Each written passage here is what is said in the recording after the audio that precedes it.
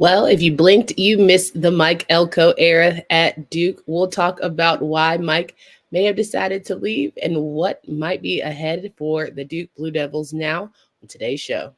You are Locked On ACC, your daily podcast on the Atlantic Coast Conference. Part of the Locked On Podcast Network, your team every day.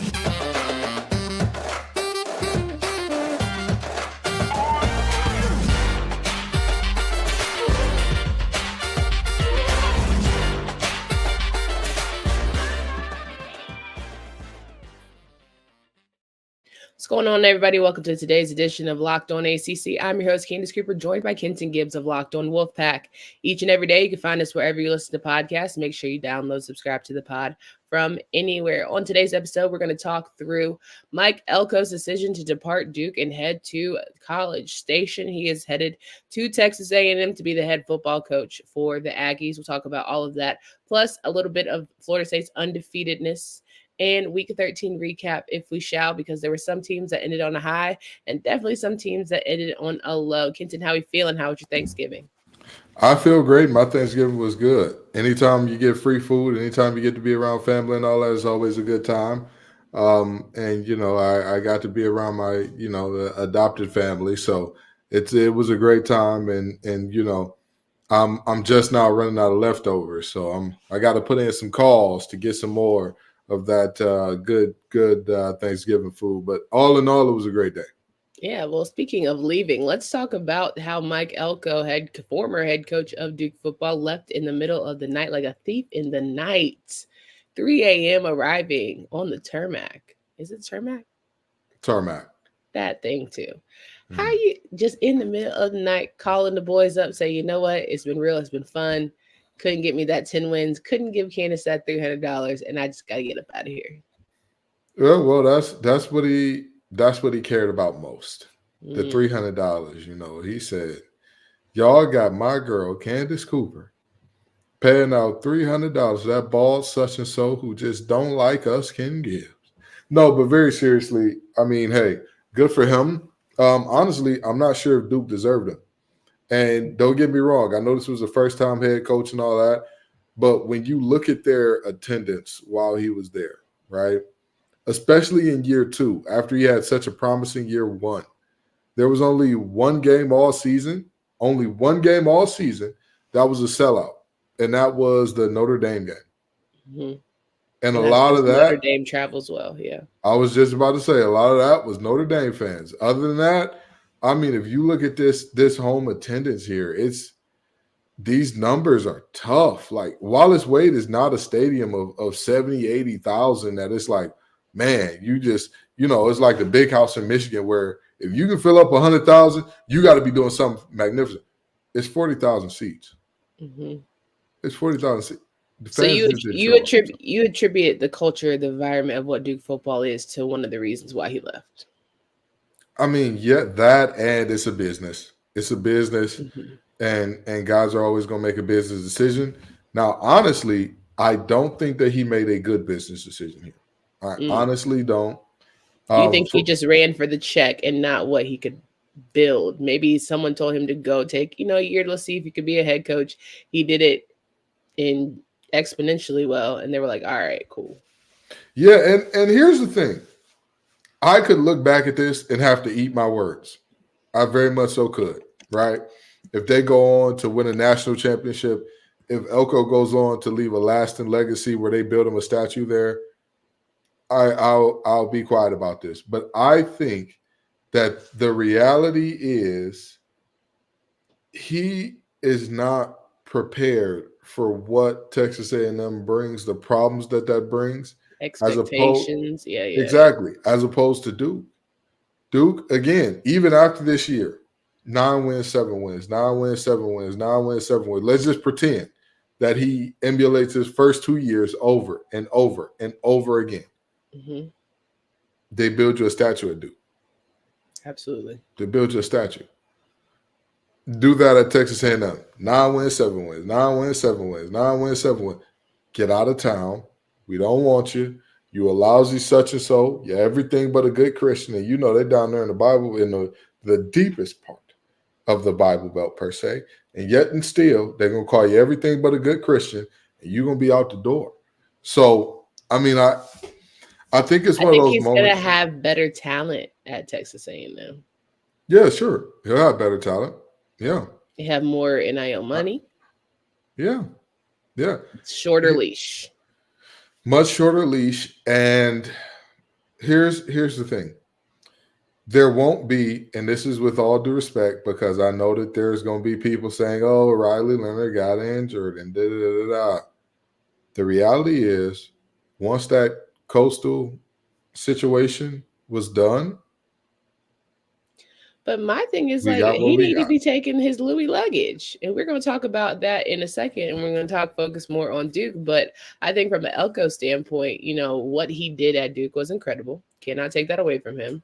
I think he changed the perspective of, like, okay, we aren't just raggedy, a team that always loses. We're not Vanderbilt of, you know, the ACC. Like, we absolutely can come in here and beat teams. I think he definitely changed the mentality of Duke football, if nothing else.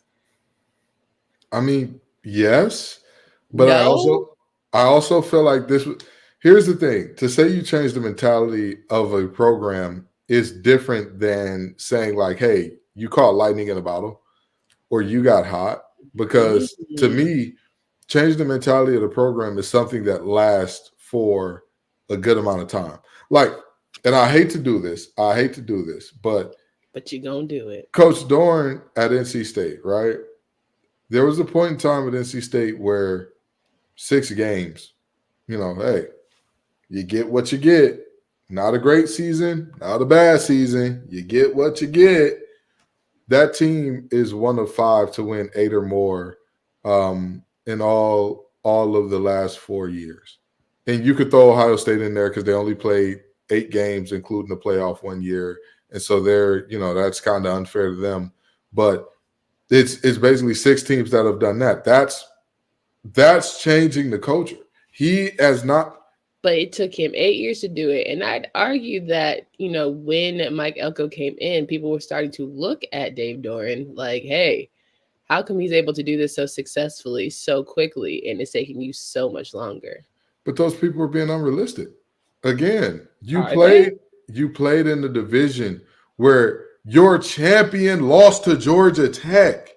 Like, that's the reality, as opposed to having to play Florida State and Clemson every single year. And, you know, the team that was referenced as a sleeping giant has not woken up, but Louisville, little old Louisville, the boys down there in Kentucky, despite their loss this weekend, has turned into a conference championship contender. So the reality is, you know, you can compare this to many, many different things. And, you know, a lot of people are going to say, hey, at the end of the day, the bigger check and the Jimbo style buyout, who wouldn't take that? I'm not disagreeing with you. Not saying that you're wrong. I'm young Dolph fan over here. Get paid, young brother, get paid, get the money. But with that being said, I still look at this and I say to myself, Elko, you left where you were going to get built a statue. And I understand that, you know, the fan support was not the best. I give him that. But it just seems like one of those moments that, you know, just moving that quickly up out the building, and especially in the middle of the night when you were their backup option. You weren't even the guy. Stoops was the guy. You were just the girl that was at the bar at 1:50 a.m. and the lights came on and they're like, yeah, I guess. Well, you know, one of our fans commented here and said Elko is fully aware of the situation at Texas A&M. He was an assistant there for several years, which sure, but being an assistant and knowing the BS and then being the head coach and having to deal with the BS and having your head on the platter and having your head and your name and all the things on the front lines is a whole different ballgame. And I don't think that I don't think either of us have said this episode, Elko doesn't know what he's doing. He doesn't know what he's walking into. Listen, the young man listened to some Young Thug, and he said, I done got me a check. I got a check. Sheesh. That's where he's going. I ain't mad at him. Generational wealth. Sure. I'm with him. All I'm saying is he left a situation where, I mean, I'm sure he wasn't making exactly chump change at Duke after they just read up on him. Right. And with that being said, again, either way it goes, either way you cut or slice it, he was going to make generational wealth. It's just one way he was going to get generational wealth and get a statue built and be one of the best teams in the ACC for quite some time as almost a lock, pretty much. And again, at Texas A&M, he has to have consistent and sustained success over an extremely long period of time to do so. Meanwhile, people remember this 2 years in Duke football for a long, long time. That's very fair. Today's episode is brought to you by our friends at Gametime. Gametime is the only ticketing app that gives you complete peace of mind with your purchase. They're obsessed with finding ways to help save money on tickets. Take the guesswork out of buying tickets with Gametime by downloading the Gametime app, create an account, and use code LOCKEDONCollege for $20 off your first purchase. Terms apply. Again, create an account and redeem code LOCKEDONCollege for $20 off. Download the Gametime app today. Last minute tickets, lowest price guaranteed. Kenton and I talking through the Mike Elko decision to go to Texas A&M and what does that mean for the Duke Blue Devils. But maybe Mike Elko brings a little bit of Louis luggage with him. If you're Riley Leonard, are you saying, hey, take me with you? Or are you like, hey, I'm going to stick beside this Duke thing? I'm sure there are multiple players that are going to be coming with him. I mean, I wouldn't be surprised. I wouldn't be shocked at all if I saw Riley Leonard go with him. But I also wouldn't be surprised or shocked if he stayed. You know, like this is a situation where he's grown. That fan base has grown extremely fond of Riley Leonard and all that. So I wouldn't be surprised one way or the other. I mean, this is the new era, the transfer portal and all that, and you get one free transfer if your coach leaves and whatnot. And so I could definitely see multiple guys going over to Texas A&M with Coach Elko. I can see some of the defensive guys, especially going over there, you know, the ones who aren't super seniors or have an extra year of eligibility. Exploring that option would be smart on that part, given Elko's background and defensive mindedness. However, I do agree that I think Riley will stick it out. A Duke degree to me, while I think a Texas A&M degree is great, hear me clear, I think there's something about a Duke degree that, you know, holds a little bit of weight around these parts for life after sports. For most of these guys, you know, going pro is not necessarily a thing. But for Riley Leonard, it could be well and good, you know, play in the SEC, kind of get that taste. But who knows? All in all, I sit there and say to myself, where does Duke go from here? What kind of coach do you grab from here? Who wants the Duke job after, you know, such a hot start from Elko? But I mean, the reality is, and this is what I mean by like the culture wasn't changed necessarily. The next coach that comes in, nobody's going to expect you to win 9 games out the gate. Nobody's expecting that. At least 6. It ain't like you got scrubs on the team still. Okay, all right. I'm going to touch your shoulder when I say this, Candace. Don't touch me. Nobody, and when I say nobody, I mean nobody. Not 9, but at least bowl eligibility. I mean, bowl eligibility could be expected, but I mean, even that, how high is that bar in today's world? Like, there's a bowl for everything. Just get the 6. Just get the 500. You got 3 games against the Island of Misfit Toys University, Southeastern Louisiana, Delta Valley, Mississippi Community College. Right. You got one other school against the Rocket Power Kids. That'll give you 3. Now, you just got to go win 3 games against real teams at some point in time, and you can get there. And I think Duke can do that with this new coach. But who do you pick? Do you pick a young up-and-comer who knows that this is not a stop, but just a launching pad? God, my colloquialisms are off today. You pick somebody who's young and vibrant and ready to go to build up their resume, or do you pick someone who's a little more, I don't know, even keeled? Jason Garrett, who was up for the conversation before, who, you know, probably ain't got nothing else to do, nowhere else to go, totally content with doing what he needs to do to stay.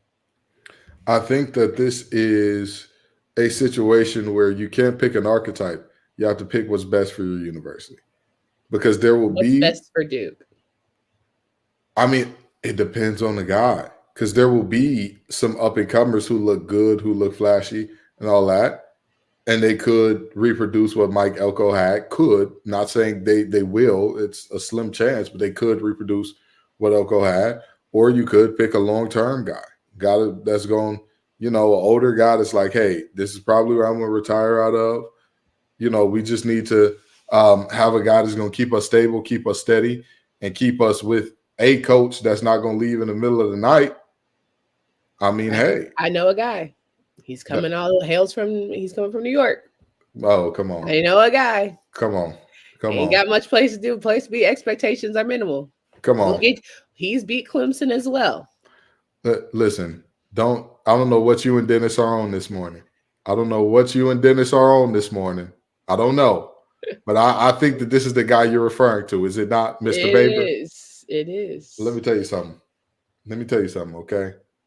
The NC State Why not? The NC State alum in me is saying, yes, go get Dino Baber. They're a great hire. That's what you need. Dude. The ACC coverage guy in me is saying, hold on now. Let's think this thing through. Let's make sure that you're hiring a coach that can get it done. Let's make sure that you're hiring a coach that can actually win your ball games at a high level. Because I think that that's going to be important here. Yes, Duke is always going to be a basketball school unless something drastic happens. But let's still get you somebody that fits your program that you say. Okay. No, Kenton, when they were winning, everyone was in the Wallace Wade. So they just need to find somebody that wins and get it back to the Wallace Wade energy that can sustain it, who's going to stay and keep it going and maybe actually change the culture mentality. JJ Jackson of Locked On Blue Devils and his the guests that he had on were often asking very strongly for Duke fans to come to the games. That fan support was not there. The energy was not there. It was during the Clemson and Notre Dame game.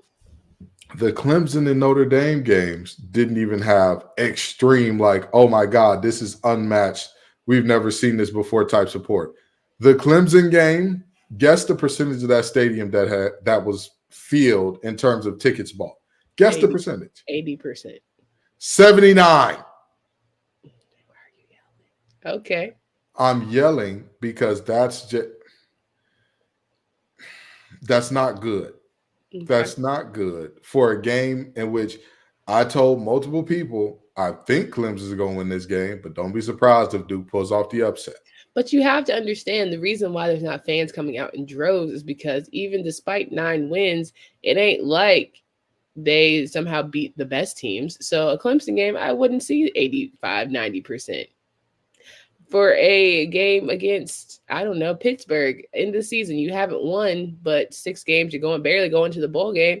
Yeah, I'm not running out there. I'm going to go spend time with my family on Thanksgiving. Because that's just where Duke is.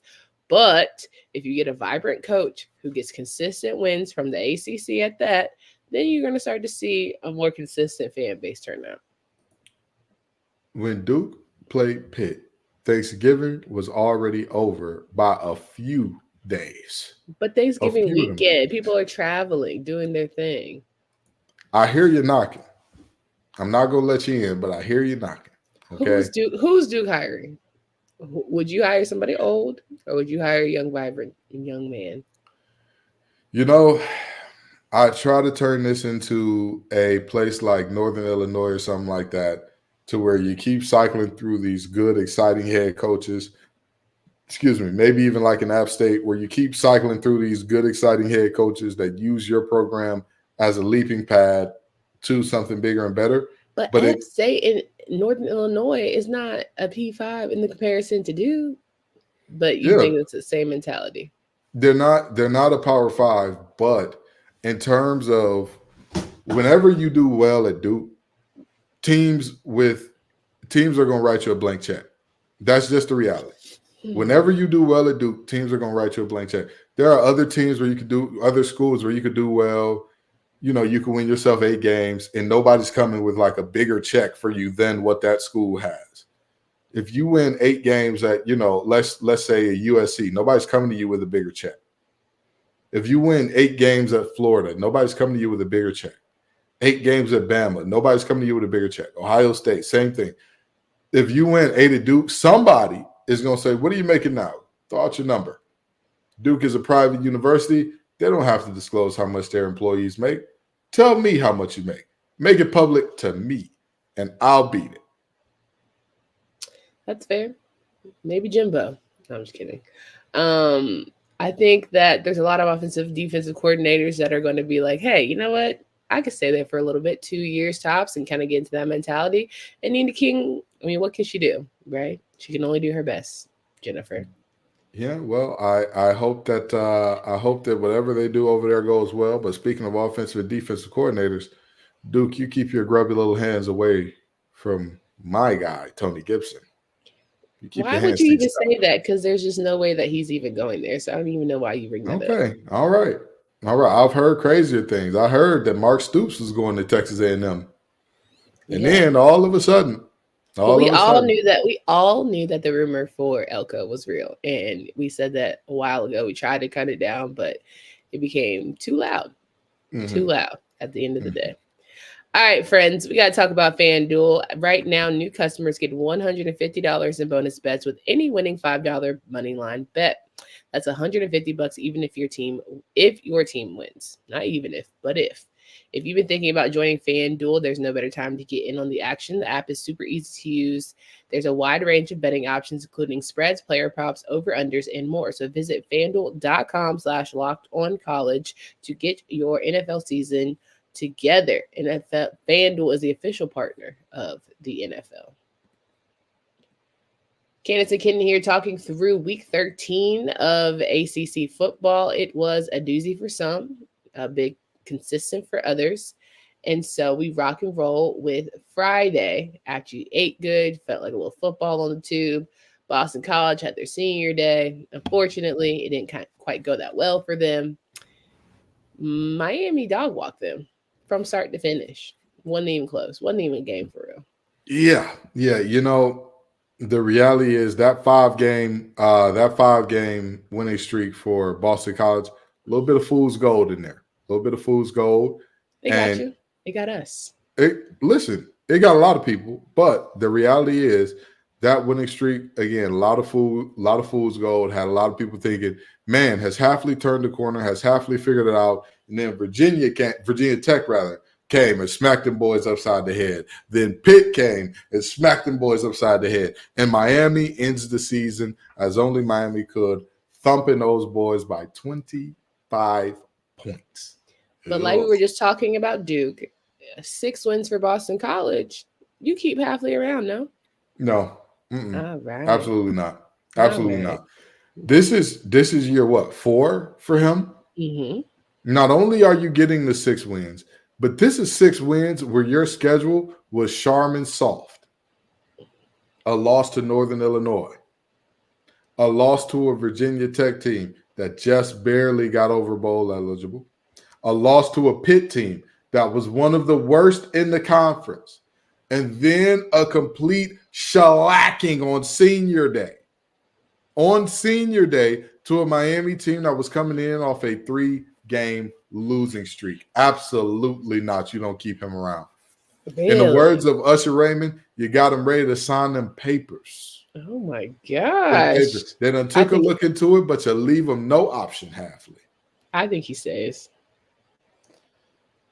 Now, I'm going to say this. If I'm Adazio, I'm looking at them saying, that grass ain't looking so green over there no more, is it? I mean, you thought the grass was green on the other side. Turns out it's just green where you water it. Because y'all got rid of me for winning 7 games a year. Giving you an 8-game year here and there. And y'all got rid of me for Mr. 6 game is my ceiling.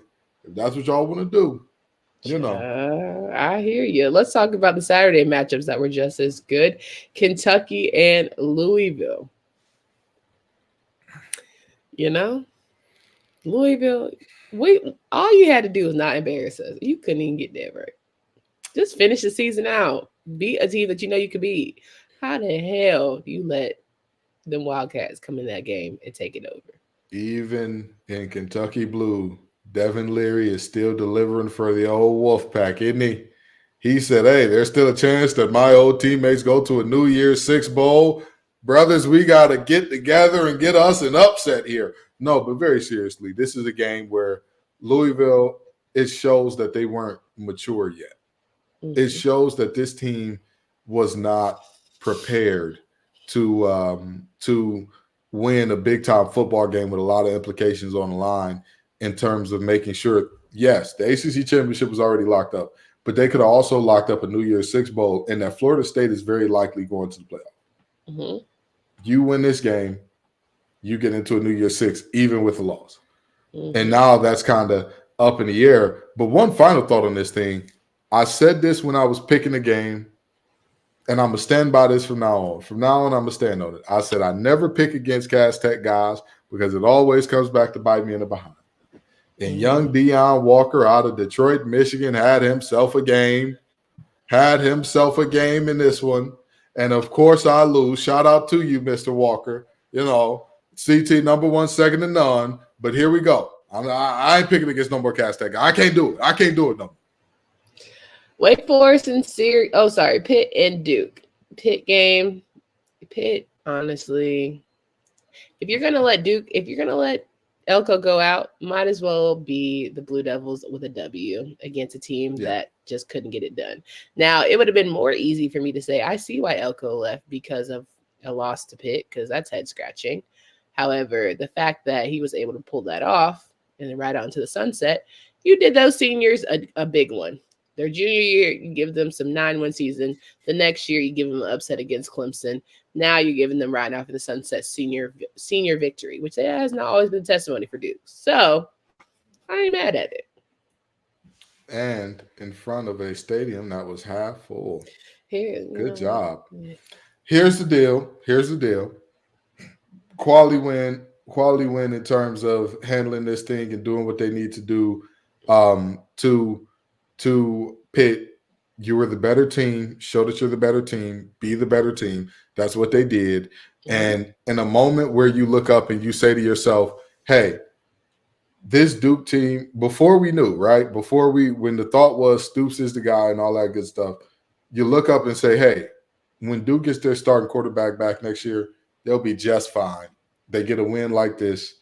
You know, what turns out to be Elko's last game is a great way to ride off into the sunset for these seniors, and they deserve it for what they've given to this program. Realistically, that 9-win season will live on for a very long time. Syracuse and Wake Forest, lovingly thoughtful comment from Coach Babers, who congratulated the seniors on their senior victory and got bowl eligibility. Like, that's just, as much as you want to talk about him getting fired, which probably is fair, not fair, you can make that judgment call yourself. It was nice to see him still rally around those boys who he spent so much time with, to see them get that bowl game eligibility on that last opportunity and beat a solid, all right, Wake Forest team. This game was not surprising to me, but I think Dino Babers is a very classy guy. Mm-hmm. He's class personified. He came through and did what needed to be done in terms of just giving them a little statement and all that. But more so than that, this is on the players. Mm-hmm. In a moment where you could easily fold up, in a moment where you could easily say, oh, I'm good. I'm done here. They showed up and they did what they needed to do. And so, with that being said, they deserve all the accolades. They deserve all the love. They deserve all the credit, because many teams at this same junction in their season, they packed it in. I saw a team pack it in that had a lot to play for this weekend. I saw a team say, our original goals aren't on the table anymore, so they gave up. Yeah. But this team here, they kept fighting, kept battling. I know Forever Orange Girl is very excited to see this team get a win, and they probably going to end up in the Pinstripe Bowl or something. They're probably going to end up in the Northeast or in the Midwest for their bowl game. So, it won't be too far of a travel for Q's fans.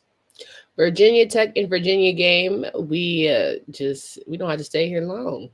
The Hokies said, all right, I got one for you, and then some. And they did just that.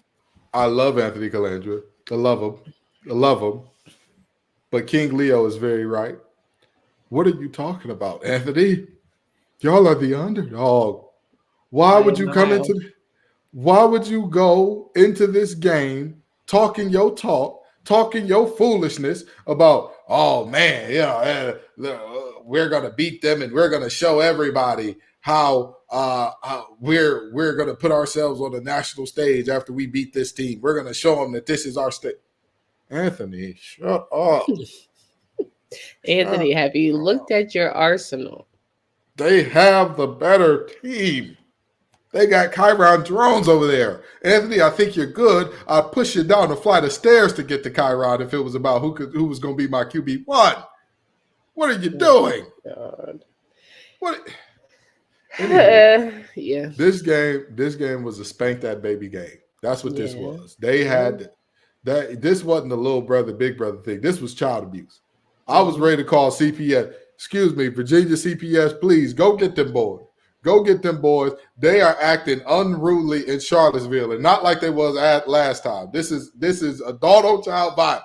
Go get them. 100%. We're going to roll through these games, and then tomorrow we're going to give more in-depth conversation around our power rankings, how we view those teams, give our final thoughts towards each of them. So if you're like, oh my gosh, where's the in-depth analysis? It's coming.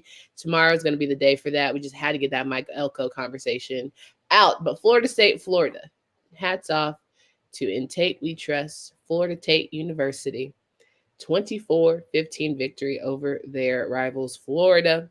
You beat Florida. You beat Miami. Solid way to go. Happy for the Noles to stay undefeated. And I want to say this. If the Noles win in the conference championship, you cannot keep them out of the playoff. No. You cannot do that. No. That is an undefeated team that has very wide margins of victory as well. Cannot keep them out of the playoff. Cannot do it. Based on the fact that Ohio State looked booty. I don't know how they've been this highly ranked this entire year. They look like hot garbage. Maserati Marvin looked like a Pinto. Well, if Actually, only he didn't look like a Pinto. He looked really good, and I go hold you. But go ahead. If only somebody had said, "Oh yeah, the Big Ten is not the ACC is right up there with the best of all the rest of the conferences this year because all the conferences are top heavy and behind their top 2 to 3, maybe 4 teams, everybody else is dog water." If only somebody else would have warned them. And Washington didn't look that great against Washington State, but here I digress. And Georgia didn't look that great against Georgia Tech. Can we talk about it? Come on, Yellow Jackets. If this didn't give y'all inspiration that y'all are better than what your record shows.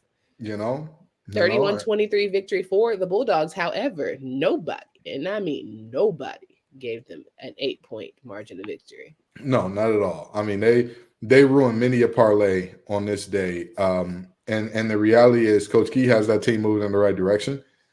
This was a year of moral victories. There we go. Say what? Go ahead. This was a year of moral victories. Mm-hmm. After this, you got to actually get it done now. Yeah. Year 2, 3, going forward as a full head coach, no more moral victories, Key. You win it or you don't, brother. That's going to be the rule here. Yeah. So this very close loss to a Georgia team that has been curb stomping the SEC. Mm-hmm. Just kicking their way through that thing like it's nothing. Yep. This is now a moment where you look at Georgia Tech and say, all right, yeah. I'll see you. Yeah. I'll see you. Y'all got something rolling down in the 404. Now keep it going. Keep 100%. Building. Get better. Clemson, South Carolina. Clemson picking up a victory for the ACC, beating them 16-7. You know, South Carolina just is what they are.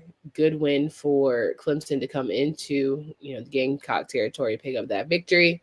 You know, it's not a Clemson ending that we all would have thought in terms of how they did overall this season, but nonetheless, they are better than what they rolled out, I would say.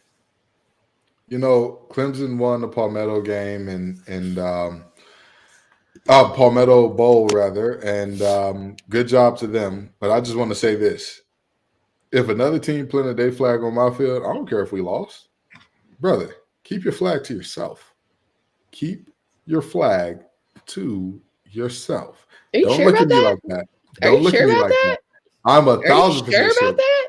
I'm 1,000% sure about that. 1,000,000,000% sure about that. Get off my field. You won the game. That's crazy because I saw a lot of pictures going around from last year's game where NC State planted a flag at North Carolina. And, what's that? Oh, okay. Yeah. Your headphone going out? I think there was a short there. I'm just saying I personally wouldn't take that. I wouldn't take that type of disrespect. Oh, okay. And then calling them pieces of crap from the head coach. Like that too is crazy. And so I know you're here to Yep. defend. No, because like at the end of the day, I'm disappointed. I think this is probably the worst I've ever seen North Carolina play a rivalry game, end of season game, and just overall It was, as you said, people who had goals, those goals got, revised, and they said, you know what, F it, like, we're not playing. The fact that Mario Morales is already in transfer portal lets me know everything I need to know. Like, I think it was very fitting for a team that honestly gave up after Virginia lost. After that Virginia loss, that was an entirely different program. And we don't have to stay here long. They got dog walked, like, absolutely did. And deservedly so. Good on State for making you pay 3 years in a row. It's crazy work. Get kind of like the Michigan-Ohio State vibe. But it's just, at the end of the day, you start to look within. And if they're going to get rid of Ryan Day, hell, why can't you get rid of Mac Brown? I'm going to tell you this. Any child that's under the age of 4 years old doesn't know a world where UNC has beat NC State at football. Yeesh! Insane. With that being said, that's a very low bar, but go for it. Get it out. To the winner goes the spoils. With that being said, this was an embarrassment. Like, very seriously, wire to wire, it was never even competitive. As there needs to be a day of reckoning in that program, because this is the second year straight with an utter collapse down the stretch. Last year, losing to a 4-string quarterback in this game. This year, losing to a quarterback who was the starter, that got benched, that got back to starter because the starter. That Joker been in for 6 years, so I really don't feel that. That's not really like the sticking point to me, because Brendan Armstrong played well at Virginia against Carolina, so it's like he's used to that sort of want to beat Carolina mentality. Absolutely, but I'm saying as a program, you have to feel a way when a quarterback doesn't throw a pass all week in practice. Kevin Concepcion was, banged up during the game, and yet and still this team just, it was belt to behind season. They spotted Opte whooping them, in the words of Baby Trial. That's what happened here. This is a tough moment. And I remember seeing on Twitter, multiple players on the team mentioned the flag being planted in Kenan Stadium. They remember, and all that good stuff. And now all the post-game stuff about Doran talking about, I'm going to tell you this much. Like I said, going into this game. You're okay with Doran saying those things? Yes, it's a rivalry. There are two things that need to happen. No. I was okay with Drake May saying, hey, people that go to NC State are the ones. This is such full of crap. When have I ever asked a rival to apologize for saying bad things about their rival? Oh my God. But there are two things that Carolina needs to do. And I mean this very seriously. If Carolina ever wants to be competitive in this game going forward, right? Because 6 of the last 8 that's not ideal. There are two things that this team needs to do. Number one, stop saying this is NC State's Super Bowl.